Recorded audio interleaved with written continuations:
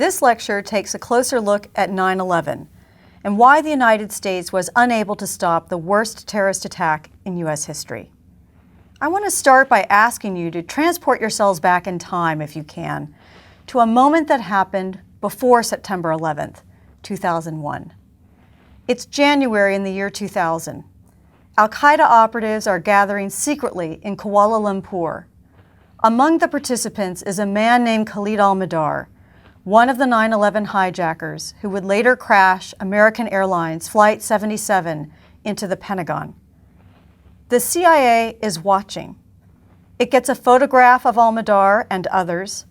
It learns al-Mindhar's full name. It gets his passport number and obtains one other critical piece of information. The CIA learns that al-Mindhar has in his passport a multiple entry visa to the United States.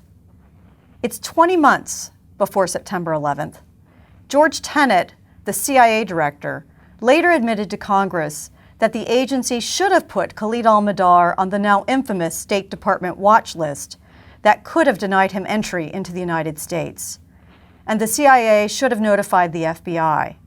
But it didn't until August 23, 2001, just 19 days before 9/11 and months after al-Mindhar had entered the country, obtained a California identification card using his real name, and started taking flying lessons.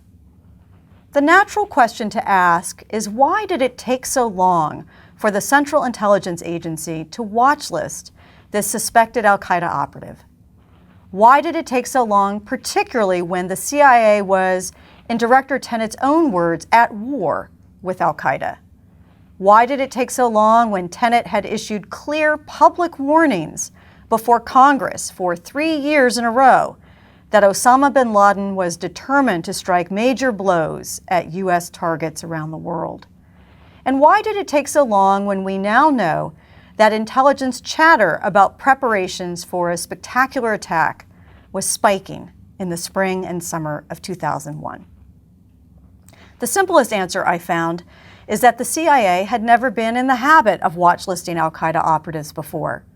For 40 years, the CIA had operated with Cold War procedures, Cold War priorities, and Cold War thinking, all of which had little need for making sure foreign terrorists stayed out of the United States.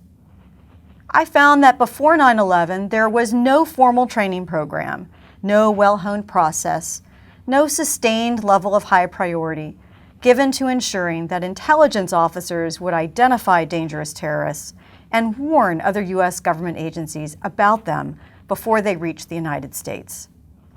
As one CIA employee later told congressional investigators, he believed it was not incumbent, in his words, even on the CIA's special Osama bin Laden unit to watchlist people like al-Mindhar. In August of 2007, the CIA's own Inspector General internal review of 9/11 found that more than 50 officials saw information about the travel of al-Mindhar and a colleague of his, but did not watchlist these two men. The report concluded that there was no coherent, functioning watchlisting program in place. This one case provides a chilling example of the subtle but powerful effects of organization. And by organization, I mean three things: structures, cultures, and incentives that critically influence what our government agencies do and how well they do it. The single most important reason that the United States failed to prevent the September 11th terrorist attacks wasn't the Clinton administration's failed efforts to capture or kill Osama bin Laden, or the Bush administration's failure to place terrorism higher on its priority list. The single greatest reason we failed to prevent September 11th was the stunning inability of the CIA and the FBI to adapt to the end of the Cold War. During the 1990s, for example, intelligence officials repeatedly warned of a grave and growing terrorist threat. At the same time, they continued old Cold War funding patterns. More than 90% of the estimated intelligence budget continued to be spent on hardware, things like satellites that are ideal for counting warheads, rather than human intelligence that is better suited to penetrating terrorist groups on the ground. As one official with access to the CIA's human intelligence budget in the 90s told me, once salaries and pensions and other expenses were paid, the, quote, James Bond fund that people think the CIA was doing came down to $500 million, or less than 2% of the annual intelligence budget at that time. Now, the CIA wasn't alone. Although the FBI formally declared terrorism its #1 priority back in 1998, 3 years before 9/11, on September 11, 2001, only 6% of FBI personnel were working on counterterrorism issues.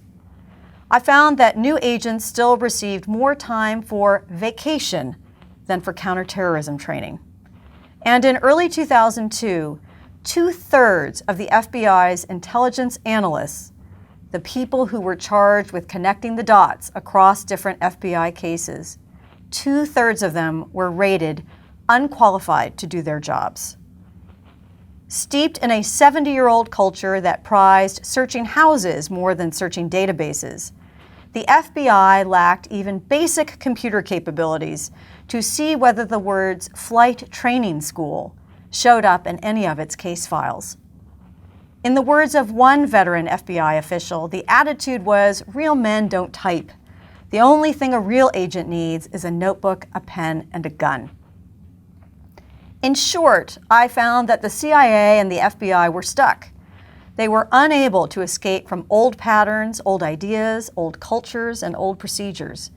At the same time, they failed to develop the new capabilities needed to combat a new and emerging terrorist threat. Why? That's the question that I spent 5 years examining. In this lecture, I provide the overview of that book project, but I encourage viewers who want to learn more to read the book Spying Blind.